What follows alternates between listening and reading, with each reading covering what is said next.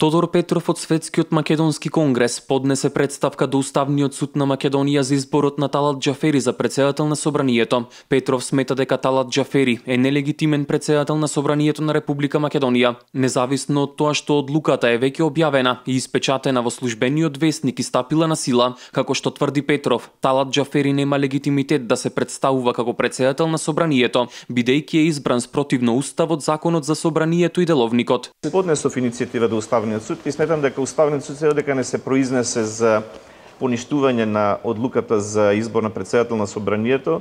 Талат Џафери нема никаков легитимитет да лажно се представува како претседател на Собранието, бидејќи неговиот, јас не велам избор, прокламација на неопределен број пратеници е извршен во спротивност со Уставот, Законот за Собранието и Деловникот на Собранието. Петров потенцираше дека се прекршени процедурата за избор на претседател, 4 одредби од Уставот, 7 одредби од Законот за Собранието и 30 одредби од Деловникот за работа на Собранието. Прокламација извршена е со 4 кривични дела, 5 кривични дела од Кривичниот законник, зашто јавниот обвинител треба да си ги превземе своите овластувања против сторителите на тие кривични дела. За неуставноста на изборот на претседател на Собранието на Талат Џафери се огласи и претседавачот со конститутивната седница Трајко Велјановски, кој вели дека потписникот на одлуката што е објавена во службен весник Горан Мисовски не е негов заменик.